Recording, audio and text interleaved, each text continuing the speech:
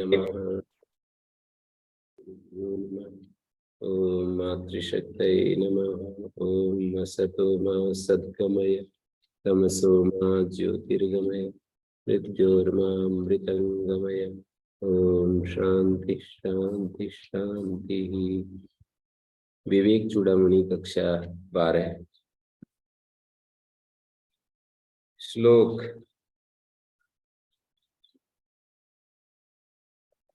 ये 58वें श्लोक में कहा था, न योगेन न सांख्येन कर्मणा नो न विद्यया ब्रह्मात्मैकत्व बोधेन मोक्षा सिद्ध्यति नान्यथा।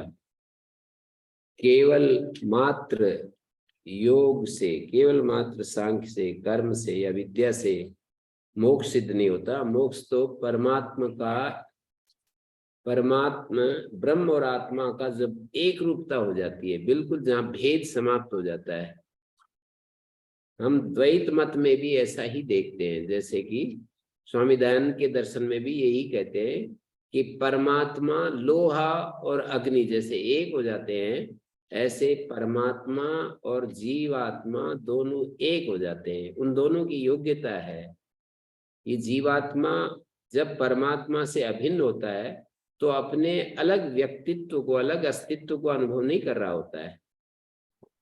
स्वामी दयानंद के दर्शन में भी जब जीवात्मा परमात्मा के साथ अभिन्न होता है तो अपना अलग अस्तित्व अनुभव नहीं करता है। अभी ये यूं कह रहे हैं कि बुद्धि में जो परमात्मा है, जीव की बुद्धि में, और जो ईश्वर में जो आत्म तत्व है, वो दोनों एक ही हैं।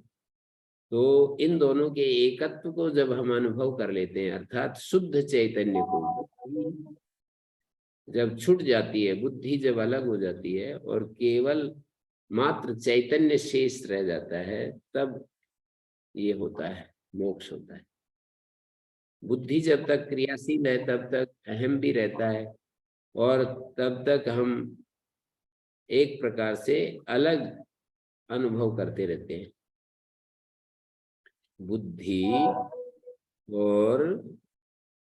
बुद्धि के द्वारा जब हम चीजों को देख रहे होते हैं तो भिन्नता का अनुभव रहता ही है। बुद्धि भी छूट जाए और शुद्ध चैतन्य, जिसको हम आत्मा कहते हैं, वो परमात्मा के साथ एक हो जाए, तभी स्वामी दयानंद जी के दर्शन में भी मुक्ति होती है। यदि जीवात्मा अपने अलग अस्तित्व को अनुभव कर रहा हो तो परमात्मा का भी साक्षात्कार कर रहा हो, तो ऐसी स्थिति आएगी नहीं कि वो अपना भी अनुभव कर रहा है, परमात्मा का भी अनुभव कर रहा है। तो सिद्धांततः तो वहां भी एकत्व में ही मुक्ति होती है। यदि हम देखें ना ध्यान से व्यवहार, उसका क्या रूप बनता है मुक्ति का, तो जीव और परमात्मा का बिल्कुल तादात्म्य जब हो जाता है तब मुक्ति होती है। तो ये कहना चाह रहे हैं कि न योग से, न सांख्य से, न कर्म से, न विद्या से मुक्ति होती है। इसका मतलब इतना ही है कि सांख्य जब तक हमको दे रहा है, दिशा दे रहा है, तब तक विवेक ख्याति तक पहुंचाता है सांख्य, और विवेक ख्याति तक पहुंचाएगा तो सांख्य जो है भेद दृष्टि बनी रहेगी। हमारा उस आत्मा के साथ सर्वथा ऐक्य बोध तो फिर नहीं रहेगा। तो योग के द्वारा भी इसी तरह से भक्ति भाव के साथ जब हम पूरा तन्मय रहते हैं, ईश्वर प्रणिधान की स्थिति में रहते हैं, करोड़ों करोड़ों अरबों खरबों एकादा मतलब कोई व्यक्ति पहुंचता है वहां ईश्वर, पूर्ण ईश्वर प्रणिधान की स्थिति। तो ये कहना चाह रहे हैं जब तक हम उस परमात्मा के साथ ऐसी पोजीशन में नहीं पहुंच जाते कि जीव और परमात्मा का ऐक्य नहीं हो जाता, मतलब बिल्कुल तादात्म्य नहीं हो जाता, लोहा अग्नि में पड़कर जैसे एक अग्नि अग्निमय हो जाता है, वैसी स्थिति नहीं आती है, तो मोक्ष नहीं होता है। अग्नि और लोहा, इन दोनों को सामने रखेंगे तो बिल्कुल ठीक समझ में आएगा। तो लोहा अग्नि में पड़कर जैसे अग्निमय हो जाता है, अलग अपने व्यक्तित्व को खो बैठता है, ऐसा ही जीव परमात्मा के साथ तादात्म्य संबंध में बिल्कुल एक बोध हो जाता है, अद्वैत हो जाता है, तब मुक्ति होती है। तो इस तरह से मोक्ष योग से सिद्ध है, मतलब योग शास्त्र जन्य जो भेद ज्ञान है उससे मोक्ष नहीं मिल सकता। या पतंजलि मुनि विरचित चित्त वृत्ति निरोध रूप योग शास्त्र के द्वारा केवल इतने मात्र से मोक्ष सिद्ध नहीं होता है। मतलब ये तो बहुत ऊंची चीज है, पर इसका अर्थ ये नहीं है कि ये अंतिम चीज में वो स्थिति बताते हैं कि जो परमात्मा है और जीव है, इन दोनों की एक स्थिति होनी चाहिए, अद्वैत होना चाहिए। लोहा अग्नि में पड़कर जैसे अग्निमय हो जाता है, वैसी स्थिति आनी चाहिए। तो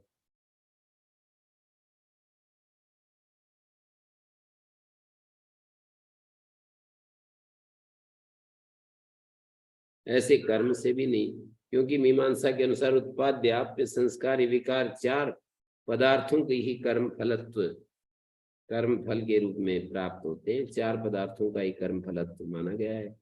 स्वर्ग याग के द्वारा उत्पाद्य है, वेदों का अध्ययन आप्य है, व्रीहि पोक्षण आदि क्रिया को संस्कार कहते हैं कि व्रीहि जो है प्रोक्षण से संस्कृत हो गए, उसके ऊपर छींटे मारने से, और दूध से दही की निष्पत्ति को विकार कहते हैं कि दूध से दही निष्पन्न हो गया है।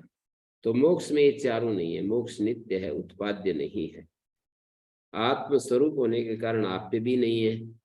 जैसे वेद मंत्र हमें प्राप्त गुरुमुख से प्राप्त होते हैं, तो ऐसे ही मोक्ष जो है आत्मस्वरूप होने से आप्य नहीं, और उत्पाद्य इसलिए नहीं कि मोक्ष नित्य है, ज्ञान स्वरूप है आत्मा, और वो उत्पन्न नहीं किया जा सकता। जैसे स्वर्ग को याग के द्वारा उत्पन्न करते हैं और पुरोडास को व्रीहि के द्वारा उत्पन्न करते हैं। व्रीहि को पीसते हैं, पिट्ठी बनाते हैं, अग्नि पर सेकते हैं, इन कर्मों के द्वारा पुरोडास तैयार होता है। तो ऐसे हम कुछ कुछ कर्म करते हैं और उससे मोक्ष तैयार होता है, ऐसा नहीं।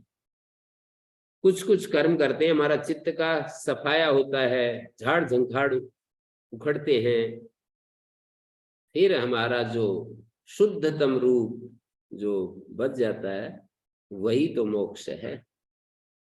शुद्धतम रूप आत्मा का जो बच जाता है झाड़ झंखाड़ हटाने के बाद,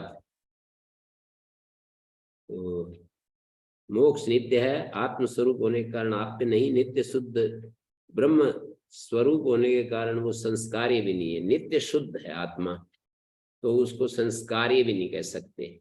जैसे कि व्रीहीन प्रोक्षति में व्रीहि का प्रोक्षण किया जाता है, संस्कार किया जाता है, ऐसे संस्कार्य भी नित्य शुद्ध स्वरूप है आत्मा, नित्य शुद्ध बुद्ध मुक्त स्वरूप है आत्मा। निर्विकार होने के कारण विकारी भी नहीं है।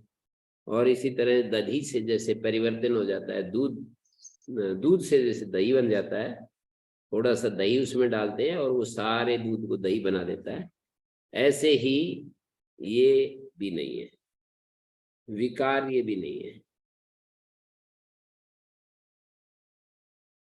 तो मोक्ष उत्पाद्य आप्य विकार संस्कार चारों पदार्थों से रहित होने के कारण कर्म से प्राप्त नहीं किया जाता। विद्याम च अविद्याम च, इस मंत्र के भाष्य में विद्या और अविद्या, विद्या मानी उपासना और अविद्या मानी कर्म। अपरा विद्या का हम ग्रहण कर सकते हैं, विद्या मानी अपरा विद्या। अपरा विद्या से भी मोक्ष नहीं मिलता है,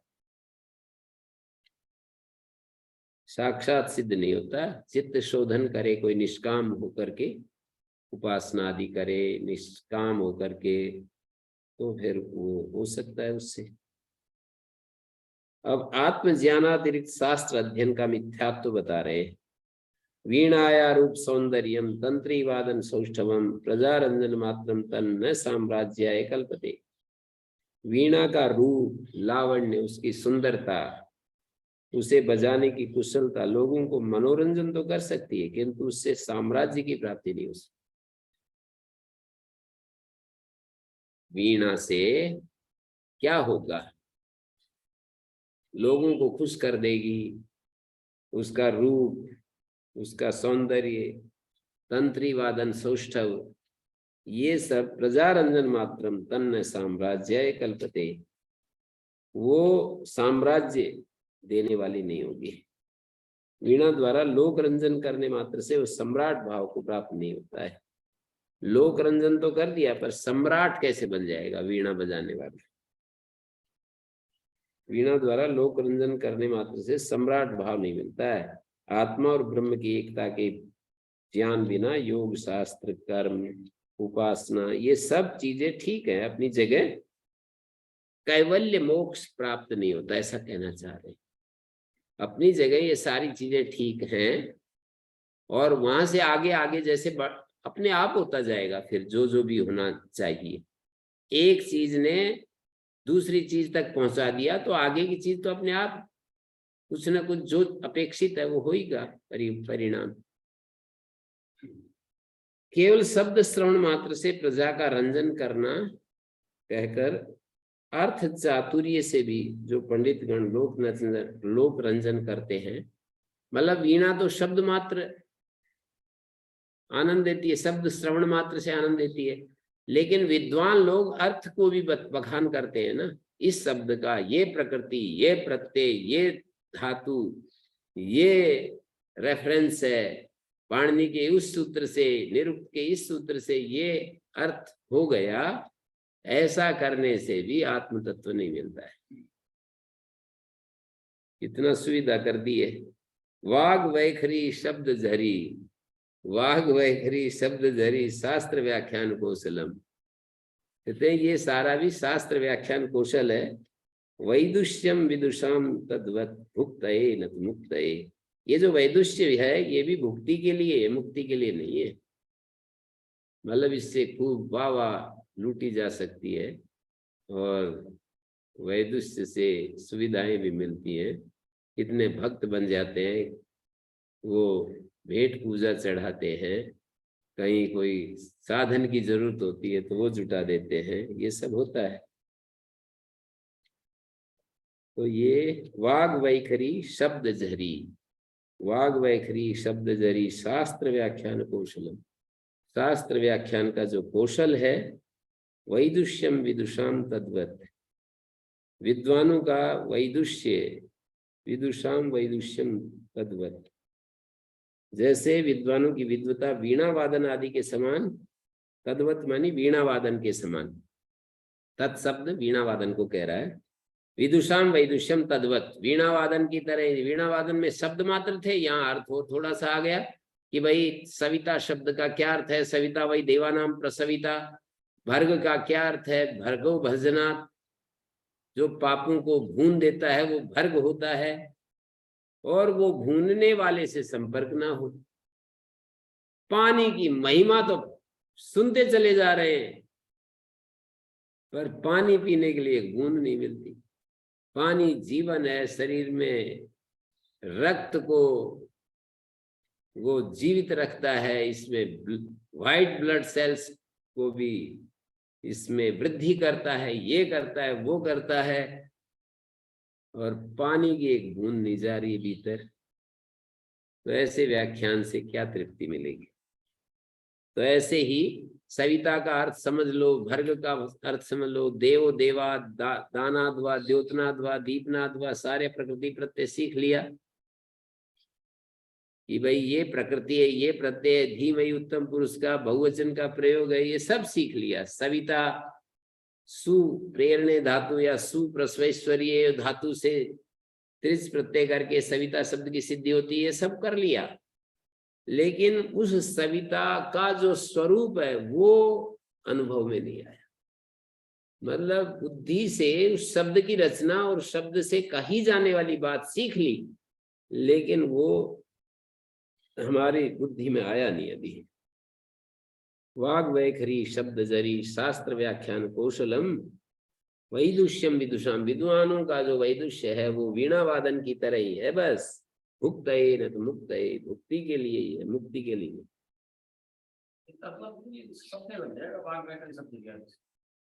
नहीं, पीछे वाले श्लोक में तद्वत वीणा वादन आदि के समान, वीणा वादन के समान ये सारी चीजें, वीणा वादन के समान विद्वानों का जो वैदुष्य है ना, वो भुक्ति के लिए है, मुक्ति के लिए नहीं।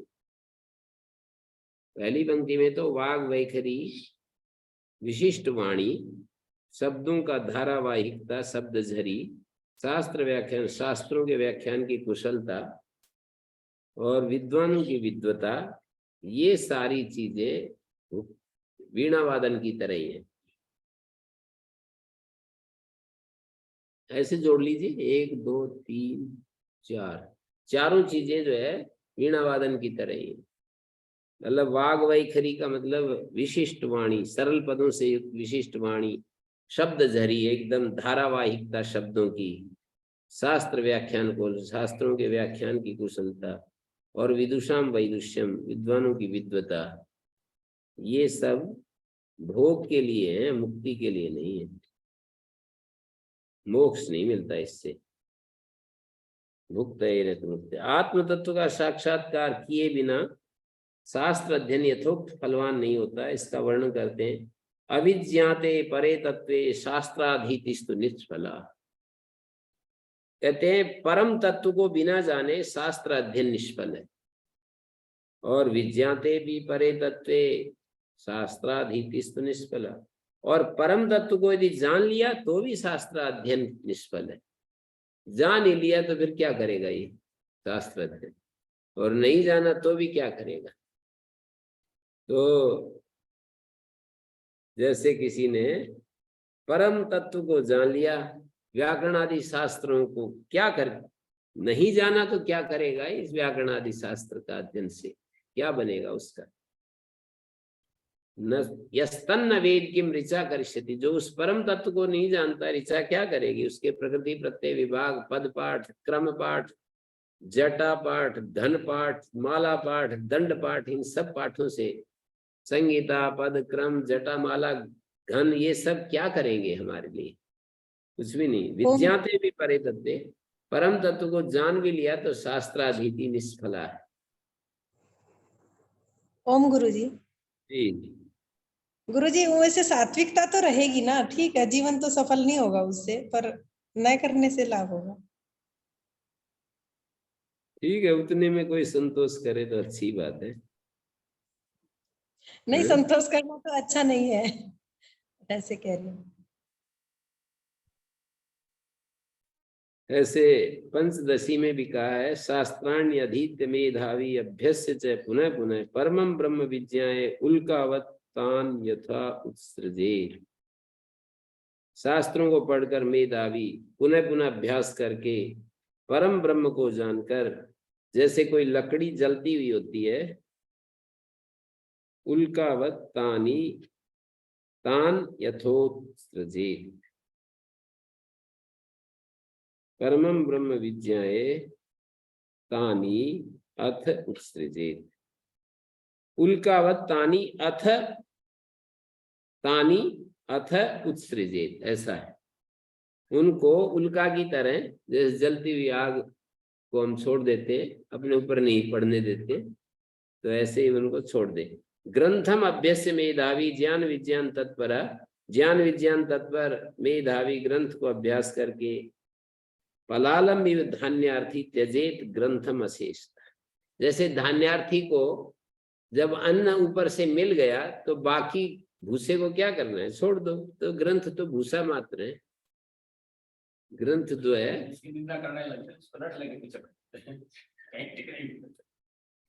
तो भूसा मात्र है। क्या खटपट विद्धिरादेश अदे गुणाए गो गुण से क्या लेना है।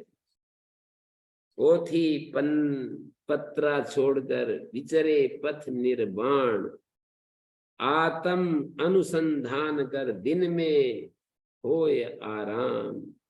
दिन में होय आराम और कुछ करे न शंका, अहम ब्रह्म परिपूर्ण निष्दिन बाके डंक बाजे डंका। अहम ब्रह्म परिपूर्ण निश दिन बाजे डंका। मैं ब्रह्म परिपूर्ण, बस इसमें ही है। भज गोविंदम गोविंदम भज मूढ़ विदे संत प्राप्ते सन्निहिते मरणे नहीं नहीं रक्षति डुक्रिय करने। डुक्रिय करने का क्या करना, अब तो भगवान में मन लगाओ। केवल शाब्दिक शास्त्र ज्ञान मोक्ष में विक्षेप करने वाला है, इसलिए वो त्याज्य है। मोक्ष में विक्षेप ही पैदा करता है। तो कह रहे हैं शब्द जालम महानरण्यम चित्त विभ्रम कारणम चित्र भ्रमण कारणम। ये शब्द जाल चित्त को भटकाने वाला महान जंगल है। इसलिए प्रयत्न ज्ञातव्यम तत्व ज्ञात तत्व आत्मना। इसलिए तत्व ज्ञानी महात्मा से आत्म तत्व को प्रयत्न पूर्वक जानना चाहिए। प्रयत्न ज्ञातव्यम तत्वज्ञ व्यक्ति से आत्मा के तत्व को ठीक से जानना चाहिए। तत्वज्ञात, तत्वज्ञ शब्द का पंचमी में तत्वज्ञात, तत्वम आत्मना, आत्मा के तत्व को जानना चाहिए। यहाँ पर विवेक चूड़ामणि में आएगा लोक वासनया जंतो शास्त्र वासनया पिचय देह वासनया ज्ञानम यथावन नैव जायते। लोक वासना, शास्त्र वासना और देह वासना, तीन वासनाओं के कारण ही पुरुष को यथार्थ ज्ञान नहीं होता है। शास्त्र वासना से भी यथार्थ ज्ञान से आदमी वंचित रहता है, शास्त्र पंक्तियों में ही लगा रहता है और वो आगे बढ़ नहीं पाता है। और देह वासना, जो शरीर की अपनी जो एक वासना है, उसके कारण फंसा रहता है। और लोक वासना, प्रसिद्ध होने की जो महत्वाकांक्षाएं हैं, उसके कारण से भी वो दूर ही रहता है। अज्ञान, एकमात्र ज्ञान ही अज्ञान का निवर्तक है, अन्य कोई भी नहीं। इस बात को कह रहे हैं अज्ञान सर्प दृष्ट से ब्रह्म ज्ञान औषधम बिना। अज्ञान रूपी सर्प से कोई दशा हुआ है तो ब्रह्म ज्ञान रूपी औषध के बिना कितना ही कुछ कर ले। किमु वेदैश्च शास्त्रैश्च किमु मंत्रै किमौषधै। तो वेद भी क्या करेंगे, शास्त्र भी क्या करेंगे, मंत्र भी क्या करेंगे, औषध भी क्या कर पाएंगे। मंत्र और औषधियों से भी क्या लाभ हो सकता है, कुछ भी नहीं होगा। किमौषधै। अज्ञान सर्प दृष्ट से, अज्ञान रूपी सर्प से डसे हुए को ब्रह्म ज्ञान रूपी औषधि के बिना, वेदों से शास्त्रों से और क्या प्रेरणा, मंत्र और औषधियों से क्या लाभ हो सकता है, कुछ नहीं। ओम गुरु जी। तो जो उनसे ये औषधियां वेद शास्त्र मंत्र हैं गुरु जी, इसके बिना तो रास्ता कहाँ मिलेगा। तो ये इनका तात्पर्य यही है कि ये रास्ते में आगे बढ़ाने के लिए अंतिम मंजिल नहीं है। मार्ग और मंजिल का भेद साधक को पता होना चाहिए, नहीं तो फिर हमारी वही गति हो जाएगी कि हम रास्ते में ही चलते रहेंगे सारी जिंदगी। मंजिल तब पहुंचेंगे जब रास्ता से हम पार होवेंगे। रास्ते की चीज मतलब मंजिल, पथ और जो goal, the path and the goal are different. हमको ये तो सोचना ही पड़ेगा कि पथ और जो गोल है वो दोनों अलग चीजें हैं। तो कोई व्यक्ति शब्दों के पीछे ही पड़ा हुआ है, कितने हजारों हजारों विद्वान यही तो काम कर रहे हैं, शास्त्र वासना में लगे रहते हैं। कोई देह वासना में लगा हुआ है, स्पोर्ट्समैन देह वासना में, मॉडल्स देह वासना में लगे हुए हैं। आजकल की भाषा में बोले तो जितने भी स्पोर्ट्समैन हैं या जो अपने शरीर को ही बहुत ज्यादा महत्व दे रहा है, वो देह वासना। और जो महत्वाकांक्षाएं पूरी कर रहा है, बड़े बड़े काम कर रहा है, संसार में कुछ करके दिखा रहा है, वो लोक वासना में है। वो लोक वासना कई क्षेत्रों में हो सकती है, पुस्तक लेखन के द्वारा या कोई सामाजिक कार्य करके, या राजनीति में बड़ा मोदी जी जैसा कोई अंतिम पद प्राप्त करके, कोई किसी भी तरीके से बहुत बड़ा एक खिलाड़ी बन करके, खिलाड़ी से देह वासना के साथ लोक वासना भी पूरी होगी, पैसे की वासना भी लोक वासना को पूरा करेगी।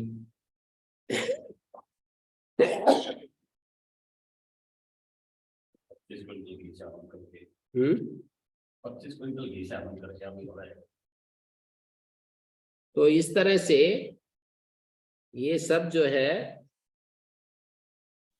तो हमारे को ये सब भेद तो जानना ही होगा कि ये कहाँ तक लोक वासना की सीमा है, कहाँ तक शास्त्र वासना की सीमा है। अपने प्रति सजग होना पड़ेगा कि मैं शास्त्र वासना में हूं या नहीं हूं। लोक कल्याण के जो कार्य होते हैं वो सब लोक वासना में आएंगे, ठीक है, उनका अपना एक अर्थ है। और बड़े जो हम बांटेंगे, जो हम करेंगे, उसका एक बड़ा बड़ा फल हमें मिलेगा, और ज्यादा बड़े स्वर्ग की सीढ़ी मिलेगी, इस लोक में भी मिल सकती है। बड़े बड़े काम करेंगे, प्रसिद्ध हो जाएंगे, और प्रसिद्ध हो जाएंगे तो हमारे को राजनीति में भी हाथ हो सकता है। काम ये तो कोई खिलाड़ी बन करके राजनीति को अचीव करता है, कोई पैसे कमा करके राजनीति को अचीव करता है, कोई व्यक्ति सामाजिक सेवा करके राजनीति में, राजनीति पावर की दृष्टि से अंतिम चीज है। तो वो अचीव करने के लिए, राजनीति अचीव करने के लिए हमको अलग अलग एरिया चुनने पड़ते हैं।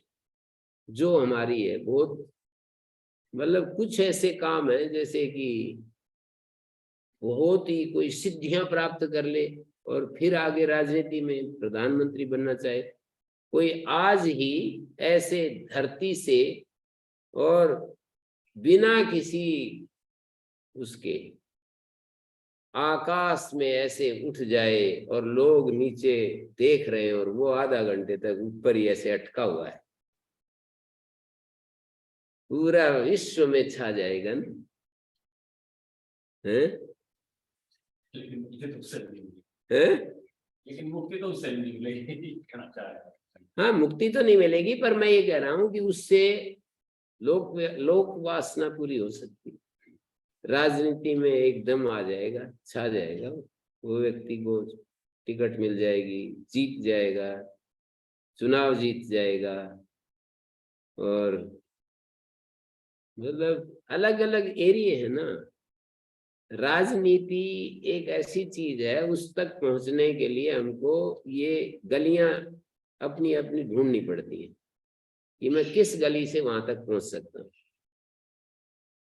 मानी कोई कर्म के द्वारा, कोई सेवा के द्वारा, कोई और सामाजिक कार्य करके, लोगों की जिसमें रुचि है कि ये तो बहुत ही अच्छा काम करने वाला आदमी है, तो उससे फिर हम राजनीति में रास्ता तय कर लेते हैं। राजनीति के द्वारा फिर हम अपना आगे का, फिर पैसे बढ़ेंगे, पैसे से फिर राजनीति आगे बढ़ेगी, और जीवन का खेल है ये तो। एक एक आदमी अपनी अपनी भ्रांति में जी रहा है तो पूरा कर लेता है अपना जीवन। सभी लोग भ्रांतियों के माध्यम से ही तो आगे खिसक रहे हैं थोड़े थोड़े। मतलब भ्रांति है ये सब, हम अंतिम चीज मान लेते हैं कि ये जो तू कर रहा है ये बस यही अंतिम चीज है, इससे तेरा उद्धार हो जाएगा। कोई भी चीज ऐसी नहीं है, चाहे मैं ये, मेरे को तो अपनी सीमा का पता चल गया ठीक से कि ये पुस्तक पढ़ाने से मुक्ति नहीं मिलेगी। विवेक चूड़ामणि उपनिषद पढ़ाने से कितना भी अच्छा मैं पढ़ा दूं इसको, दूसरे को मोहित भी कर लूं, दूसरे की शंकाओं का समाधान भी कर लूं, लेकिन मेरा मोक्ष तो इतने मात्र से तो होगा नहीं, तो और इससे ज्यादा और क्या कहेंगे कि विद्या भी नहीं करेगी, अपरा विद्या भी मोक्ष नहीं दे सकती। कितना भी कोई व्यक्ति बड़े बड़े काम कर ले, मोक्ष तो नहीं होगा। कितना भी कोई व्यक्ति सांख्य योग का एक टीचर बन जाए, सांख्य योग को समझ ले, उसके अनुसार साधना भी कर ले, पर ज्ञान, अंतिम ज्ञान उसको नहीं हुआ है, अद्वैत तत्व का बोध नहीं हुआ है, तो मुक्ति तो नहीं होगी। ये सब कह रहे हैं। तो रास्ता तो ठीक है, मदद मिलती है इन सभी कामों से। कोई लेना चाहे मदद, मदद तो हो ही जाएगी। अपरोक्षानुभव की आवश्यकता है। तंत्र शास्त्र में जो है ना, ऐसा कहा है, 7 करोड़ मंत्रों का उल्लेख है, और फिर कहा सप्तकोटि महामंत्र चित्त विभ्रंशकार का। 7 करोड़ मंत्र चित्त को विभ्रमित करने वाले हैं। एक एव महामंत्रो गुरु नित्यक्षरद्वयम्। गुरु ये 2 अक्षर का महामंत्र है ना, एक ही महामंत्र है गुरु। तो इस गुरु का मतलब जो भी हो, आत्मा ही गुरु है ऐसा कोई कहते हैं। और इस ह्यूमन बॉडी में जिसने आत्म तत्व का साक्षात कर लिया है वो गुरु है, ऐसा कहते हैं। किम औषधि औषधई किम मंत्रई। मंत्र और औषधियों से क्या होगा? अज्ञान रूपी सर्प से डसे जाने पर इस मोह से मुक्ति दिलाने का सामर्थ्य किसी में भी नहीं। इस विष को उतारने के लिए ब्रह्म ज्ञान रूपी औषधि का ही सेवन करना पड़ेगा। ब्रह्म ज्ञान रूपी औषधि से ये मोह उतरेगा। न गच्छति बिना पानम व्याधिर औषध शब्दता। औषध शब्द से बिना पिए व्याधि नहीं जाती है। औषध शब्द कितना भी आप जप करते रहो एक पूरे दिन भर, औषध औषध पुकारते रहो, पर उसका पान करने को नहीं मिलेगा। पानी पानी पानी पी चिल्लाते रहो, पानी की बूंद ना जाए, प्यास नहीं मिलेगी। बिना अपरोक्ष अनुभव ब्रह्म शब्देर न मुच्यते। अपरोक्ष अनुभव के बिना ब्रह्म शब्द, मैं ब्रह्म हूं ऐसा कहने से मुक्ति नहीं होती है। मैं ब्रह्म हूं।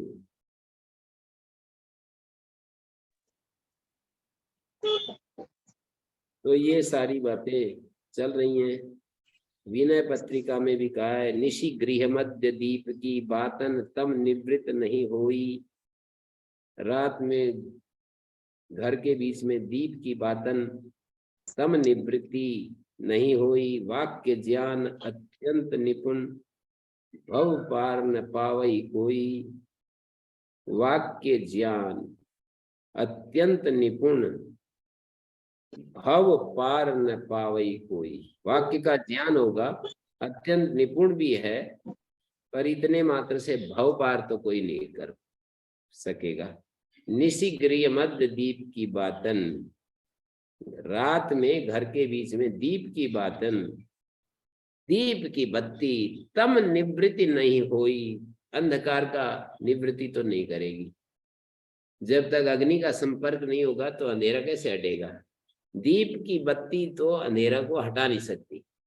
ऐसे ही ब्रह्म शब्द बाह्य, ये क्या है, वाक्य ज्ञान अत्यंत निपुण, अत्यंत निपुण वाक्य ज्ञान से भी क्या होगा?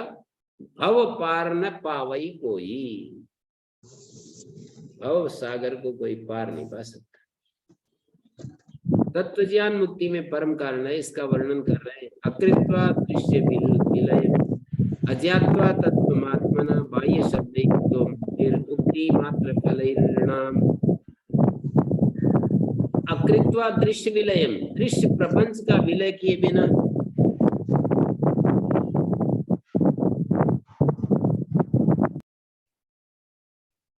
दृश्य जो प्रपंच है उसका विलय किए बिना, अज्ञात्वा तत्वमात्मना आत्म तत्व को बिना जाने, बाह्य शब्द ही कुतो मुक्ति, बाहर के शब्दों से मुक्ति कहां से हो जाएगी?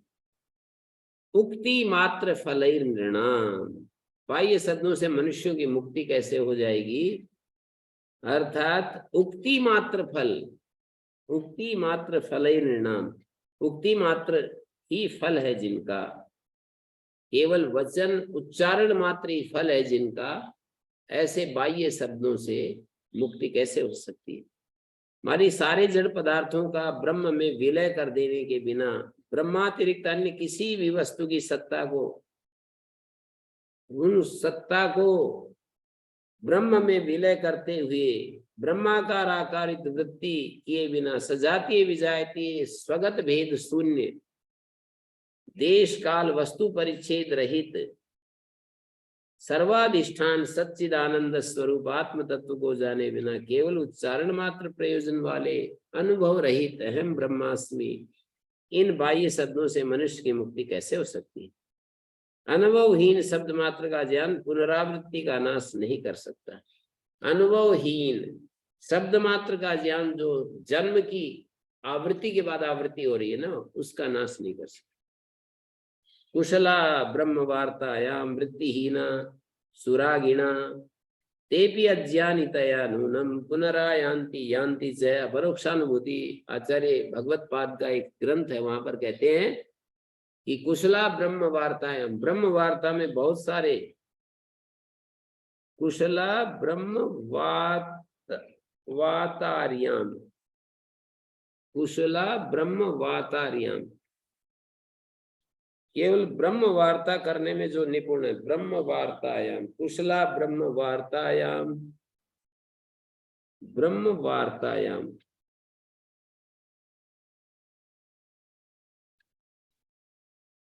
कुशला ब्रह्म वार्तायाम वृत्तिहीना सुरागिणा, किंतु ब्रह्माकार आकारित वृत्तिहीन है और राग द्वेष आदि से भरे हुए है, ऊपर तक ठसा ठस भरे हुए है राग द्वेष आदि से, और वृत्तिहीन है, माने ब्रह्माकार आकारित वृत्ति अहम ब्रह्मास्मि, ये वृत्ति का कोई अर्थ उनके अंदर प्रकाशित नहीं हुआ। और ब्रह्म वार्ता में तो बड़े निपुण है, ब्रह्म चर्चा करने में तो आर पार है। तेपि अज्ञानितया नूनम, वे भी अज्ञान में है, पुनरायान्ति यान्ति च, वो भी आवागमन के चक्कर से मुक्त नहीं होते, बार बार जन्मते मरते हैं, मानी जन्म मरण का चक्र अनुभवहीन ज्ञान से नहीं छूटता। तो दृश्य प्रपंच का विलय कर आत्म तत्व को जानने के लिए हमें करना पड़ेगा कुछ। दृष्टांत से पूर्वोक्त कथन की ही पुष्टि करते हैं। अकृत्वा शत्रु संहारम अगत्वा अखिल भूषियम राजा हमिति शब्दानो राजा भवितुम अर्हति। कहते हैं शत्रुओं को तो हटा नहीं पाया, शत्रुओं का संहार किया नहीं, और अगत्वा अखिल भूषियम, और सारी भूमि पृथ्वी की संपत्ति को प्राप्त किया नहीं। अगत्वा अखिल भूश्रियम, शत्रु संहार को किए बिना और संपूर्ण भूश्री भूमि की जो पृथ्वी की संपत्ति है उसको प्राप्त किए बिना, राजा हम, मैं राजा हूं, ऐसा कहने मात्र से कोई राजा थोड़ी हो जाएगा। नो राजा भवितुमर्हति, इतना कहने मात्र से कोई राजा नहीं हो जाता है कि मैं राजा हूं, मैं ब्रह्म हूं, ऐसा कहने से ब्रह्म नहीं हो जाता है। उसके लिए अपने आंतरिक शत्रुओं को हटाना पड़ेगा, उसके लिए खुद जो ब्रह्मानंद रूपी जो ऐश्वर्य है उसका स्वामी बनना पड़ेगा। केवल बाह्य शब्दों से मुक्ति प्राप्त नहीं होती, प्रयत्न पूर्वक तत्व ज्ञानी महात्माओं से आत्म तत्व को जानना चाहिए। उसी को दृष्टांत पूर्वक आगे समझाते हैं। आप तो उक्तिम खननम तथोपरिशिलापाकर्षणम स्वीकृतम निक्षेप समपेक्षते नहि भय शब्दैस्तु निर्गच्छति तद्वद् ब्रह्मविदोपदेश मनन ध्यानादिभिर्लभ्यते माया कार्यति दुत्तिरोहितं सममलं तत्वं न दुर्युक्तिभिः। निक्षेप प्राप्त्यर्थम आप्तोक्तिम खननम उपरिशिला अपाकर्षणम स्वीकृतम निक्षेप समपेक्षते नहीं भई शब्दैस्तु निर्गच्छति। पृथ्वी में गड़े हुए धन को प्राप्त करने के लिए पृथ्वी में कहीं निक्षेप कर दिया धन का, तो पृथ्वी में गड़े हुए धन को प्राप्त करने के लिए सर्वसे पहले किसी विश्वसनीय पुरुष के कथन की बात आवश्यक होती है। आप्तोक्ति किसी प्रामाणिक पुरुष के द्वारा ये कहा जाए कि यहाँ पर गड़ा हुआ है भाई, तो सबसे पहले तो आप्तोक्ति। तो ऐसे ही ये प्रामाणिक व्यक्ति या शास्त्र गुरुजन हमको बताते हैं कि तुम्हारे भीतर आत्मा है, ये आप्तोक्ति हो गई। खननम, उसके बाद पृथ्वी को खोदने की, कंकर पत्थर आदि को हटाने की। ऊपरी शिला अपाकर्षणम, ऊपर की जो भूमि है उसका हटाना। स्वीकृतम, कंकर पत्थर आदि को हटाने की और प्राप्त हुए धन को स्वीकार करने की आवश्यकता होती है। स्वीकृतम, आगे हाँ जी मैं इसको रखूंगा संभाल करके। आदमी को मिल भी जाए, ये राजा का धन है ले जाओ, मैं नहीं लेता इसको, ऐसे भी कह सकता है। मैंने थोड़ी इसको मेहनत करके कमाया था, ये तो यहाँ मिल गया मेरे को, राजकोष में जा करके जमा कर सकता है। कोई बांट सकता है, कोई सामाजिक कार्य करा सकता है। एक हमारे गुरुजी सुनाते हैं कि एक माता गुजरी जंगल में, ऐसे हमने कहानी भी लिखी है उसमें, जीवन का समाधान। तो उसको एक सोने की असरफी भरी हुई एक, वहां पर उसके जंगल में एक जो है टीले में ऐसे ही पड़ गया, टीला टूट करके, और वो मिल गई सोने की असरफी। तो उसने तुरंत कहा कि भाई ये तो मेरा नहीं है, इसको उसको बता दिया राजा को। राजा ने इनाम देना चाहा, नहीं नहीं नहीं। तो उसने कहा कि बहुत लोग यहाँ पर पानी से प्यासे रहते, राजस्थान की घटना।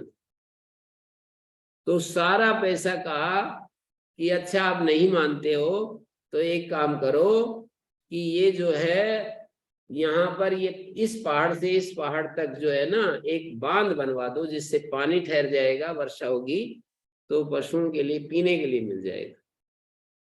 तो उसने स्वीकार नहीं किया, उस धन को उसमें लगा दिया। वो जो है माता कि आपके नाम का भी कुछ न कुछ, बोले एक छोटा सा, बिल्कुल एक छोटा सा कोठड़ा उसके नाम का बना दिया राजा ने, छोटा सा प्रतीक के रूप में। उसकी आज्ञा से वो अभी भी बना हुआ है और उसकी स्मृति में वो। तो ये कह रहे हैं कि स्वीकृति भी चाहिए ना, धन मिल भी गया और फिर भी कह दे कि भाई मेरे को तो नहीं चाहिए। होदा प्रयास किया, मिल भी गया, फिर भी। तो ऐसे कह रहे आप्तोक्तिम खननम तथा ऊपरी शिला अपाकर्षणम, ऊपर की जो पत्थर कंकड़ होते हैं उसको हटाना। निक्षेपा समपेक्षते नहीं बहि शब्दस्तु निर्गच्छति, निक्षेप इन सब चीजों की अपेक्षा करता है, बाहर के शब्दों से वो नहीं बाहर आ जाएगा। मतलब केवल धन बाहर आ जाए ऐसे बोलने से थोड़ी बाहर आ जाएगा। परमात्मा मुझे मिल जाए ऐसे बोलने से थोड़ी, मन को लगाना पड़ेगा। अपने मन को बाहर की इंद्रिय विषयों से हटाना पड़ेगा। बाहर आ जाए शब्द कहने से, वही शब्द स्तु न निर्गच्छति तद्वत ब्रह्म विदोपदेश मनन ध्यानादि विलभ्यते। ऐसे ही ब्रह्म ज्ञानी के उपदेश मनन ध्यान आदि के द्वारा वो ब्रह्म प्राप्त होता है। माया कार्य तिरोहितम स्वमलम तत्वम न दुर्युक्ति भी, माया और उसके कार्यों से रहित, माया कार्य तिरोहितम, माया और माया के कार्यों से तिरोहित, स्वम अमलम तत्वम, जो निर्मल स्वात्म तत्व है वो दुर्युक्तियों से कभी नहीं मिलता है। वो तो गुरु के उपदेश मनन निधिध्यासन आदि से ही प्राप्त होता है। ब्रह्म विदोपदेश मनन ध्यान आदि विलभ्यते माया कार्य तिरोहित, माया के कार्य से जो तिरोहित हुआ है। अमलम स्वम तत्वम, निर्मल जो आत्म तत्व है। न दुर्युक्ति भी, दुर्युक्तियों से प्राप्त नहीं होता है। दुर्युक्ति का मतलब आत्मज्ञान के लिए दुर्युक्तियों का आश्रय नहीं लेना चाहिए, शास्त्र अनुमोदित सदयुक्तियों का आश्रय ले लेना चाहिए। श्रोतव्य श्रुति वाक्येभ्य मंतव्यश्चोपपत्ति भी श्रुत्वा च मत्वा च सततम ध्येया एते दर्शन हेतवा। ये सदयुक्ति का तरीका है, और दुर्युक्ति अपनी तर्क बुद्धि से ऐसा होगा वैसा होगा परमात्मा, ये सब दुर्युक्ति है। तो एक दृष्टांत के द्वारा बताया कि भाई धन गड़ा हुआ है तो उसको इन सब चीजों की अपेक्षा होती है। केवल बाहर के शब्द से वो गड़ा हुआ धन बाहर नहीं आता है। हमें बाहर स्वीकृति भी चाहिए, मतलब यहाँ धन गड़ा हुआ है इस बात की स्वीकृति भी चाहिए। हमारे भीतर ब्रह्म उपस्थित है इस बात की शास्त्र कहे, गुरुजन कहे, और हमें स्वीकृति नहीं हो रही, अरे ऐसे बोल रहा है। तो ये सब चीजें स्वीकृति भी चाहिए, मिल भी जाए तो भी, ये दूसरे अर्थ में स्वीकृति का प्रयोग कर रहे हैं, मिल भी जाए और फिर ना लेना चाहे, ये एक अलग प्रकार की अस्वीकृति है। पर पहले तो खोदने के लिए स्वीकृति चाहिए, श्रद्धा चाहिए कि भाई ये जो प्रामाणिक व्यक्ति कह रहा है ये जरूर यहाँ पर है ये चीज। तो हमारे आत्म तत्व को बताने वाले शास्त्र और गुरुजन दो ही तो हैं, तो उनके वचन पर विश्वास चाहिए, स्वीकृति चाहिए। और ऊपरी शिलापकर्षणम, जो ऊपर चित्त के ऊपर जो राग द्वेष आदि मलों की लेयर्स चढ़ी हुई है उसका अपकर्षण चाहिए, हनन चाहिए, अभ्यास चाहिए, आप्तोक्ति चाहिए, प्रामाणिक व्यक्ति का कथन चाहिए, और फिर उसको स्वीकार भी चाहिए। ऐसे करने से निक्षेप जो है ना वो स्वीकृतिम स समपेक्षते, इस तरह से वो जो है निक्षेप जो रखा हुआ धन था वो बाहर आ जाएगा। ये सब काम क्या आएंगे तो निक्षेप निक्षेप शब्द ही बहिर्नर निक्षेप, यहाँ पर धन गड़ा हुआ है वो धन बाहर निकल आए, यहाँ पर गड़ा हुआ है वो धन बाहर आ जाए, ऐसा कितना भी शब्द बोले नहीं आएगा। तो माया कार्य तिरोहितम अमलम स्वम तत्वम ब्रह्म विदः, जो ब्रह्म ज्ञानी होता है उसके उपदेश मनन ध्यान आदि के द्वारा प्राप्त होता है, दुर्युक्तियों से प्राप्त नहीं होता है।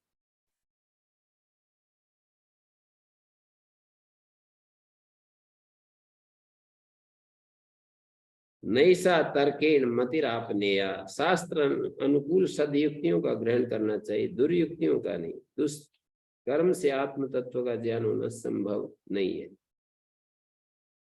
तुम जिस बुद्धि को प्राप्त किए हो वह तर्क द्वारा प्राप्त होने योग्य नहीं है। महामत्स्य का एक दृष्टांत दिया जाता है बृहदारण्यक में, आत्मा की असंगता का वर्णन किया गया है। कार्य और कारण की अनन्यता का ज्ञान मृत्तिका के दृष्टांत से, ये सब सदयुक्ति है।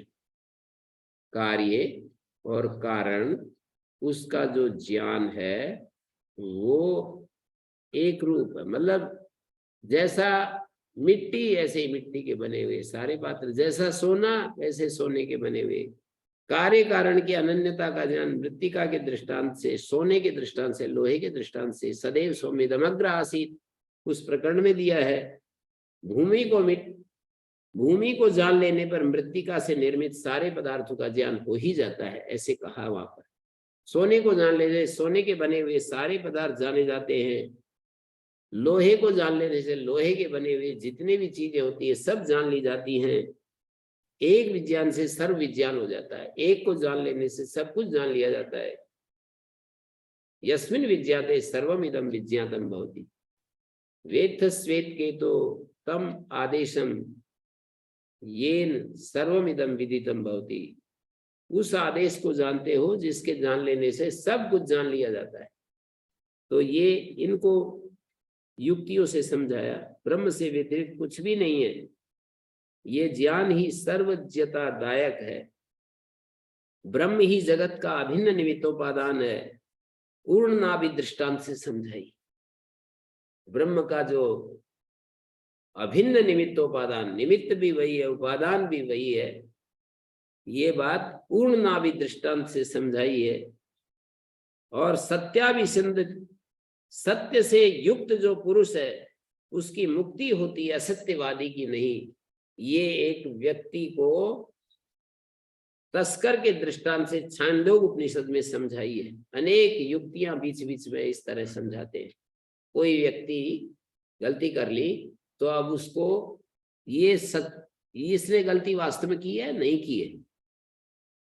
कोई कह रहे थे एक व्यक्ति कि आजकल बहुत सारे लोग वो करते हैं, किसी दूसरे के ऊपर आरोप लगा देते हैं कि ये ऐसा है वैसा है, तो उन दोनों का नार्को टेस्ट करना चाहिए, तो उससे पता लग जाएगा कि ये ऐसे आरोप लगा रहे हैं या ये वास्तव में जो है इसने गड़बड़ कर रखी है।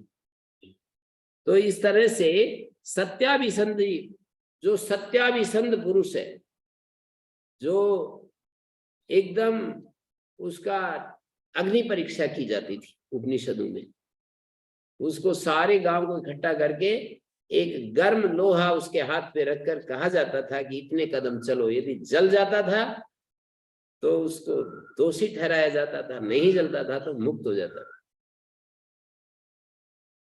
गर्म लोहा उसके हाथ पर रखते और कहे यहां से वहां तक चलना है, तो यदि वो जल जाता, अब वो उसमें रहस्य ये है कि उसका मन जो है, मेरे को कैसे अग्नि जला सकती है, मैं तो बिल्कुल निर्लेप हूं, तो निश्चित रूप से मन की शक्ति के कारण वो नहीं जलेगा। पर जो झूठा है वो कितना भी अपने को ढाढ़स मंदाए, उसके अंदर वो शक्ति आएगी नहीं और वो जल ही जाएगा। ऐसा युधिष्ठिर मीमांसक जी ने अपनी आत्मकथा में लिखा है कि मैंने भी एक गांव में ऐसे देखे, मेरे सामने 3-4 घटना हुई। तो उन लोगों का खान पान तो ऐसा ही था, लेकिन कोई गलती करता तो सारे गांव के लोग इकट्ठे हो जाते, और ये तो उसमें 1-2 तो जल गया, 1-2 नहीं जला। तो ये बोला मैंने अपनी आंखों से देखा। तो ये सारी युक्तियां हैं, ये सदयुक्ति हैं और दूसरी दुर्युक्ति है। तो सदयुक्तियों से जो है मिलता है, जैसे कि वेदांत वाक्यों के द्वारा श्रवण करना चाहिए और उन युक्तियों के द्वारा मनन करना चाहिए, निधिध्यासन करना चाहिए। आत्मदर्शन के 3 साक्षात कारण हैं। तो युक्तियों के द्वारा मनन करने के लिए कहा गया, उपनिषदों में अनुकूल युक्तियों का समर्थन किया। पंडितों मेधावी गांधाराने उपसंपद्यते, वहां पर कहा पंडित हो, मेधावी हो तो गंधार देश में पहुंच जाता है। किसी करुणामय व्यक्ति के उसकी पट्टी को यदि खोल देना, तो श्वेत केतु को आत्म तत्व का उपदेश करते हुए इसके पिता अरुणि ने कहा कि हे सौम्य, लोक में कोई चोर किसी पुरुष की आंख में पट्टी बांध दे और उसको जंगल में ले जाकर के छोड़ दे, जन शून्य स्थान में छोड़ दे, तो वो जैसे दिग्भ्रांत हुआ पुरुष पूर्व पश्चिम उत्तर दक्षिण सब और चिल्ला चिल्ला करके बोलता है, अरे कोई हो तो मेरी आंखों की पट्टी खोल दो, कोई हो तो मेरी आंखों की पट्टी खोल दो। तो वो फिर कोई मिल जाता है करुणामय पुरुष उसको, क्योंकि वो चिल्ला रहा है तो किसी न किसी को, मतलब किसी न किसी के भगवान उसकी भीतर घुसकर उसके सामने आ जाता है, प्रकट हो जाता है। तो वो फिर क्या करता है, उसको खोल देता है और मेरी सहायता करो। उसकी सहायता के लिए कृपालु पुरुष ने आंखों से और हाथ का बंधन खोल दिया कि ऐसे गांधार देश है, इस दिशा में जा। वो मेधावी विवेकशील पुरुष यदि उसकी इच्छा हो तो एक देश से दूसरे देश पूछता पूछता पहुंच ही जाएगा। ऐसे युक्ति दिए, पंडित और मेधावी विशेषण दिए। ये विवेकी पुरुष युक्ति पूर्वक गांव से गांव पूछता हुआ अपने देश में पहुंच जाता है। तो इस तरह से ये सारा, ये बहुत ही हम इसको पढ़ते चले जा रहे हैं। तो बाकी चर्चा हम कल करेंगे। ओम शांति शांति शांति।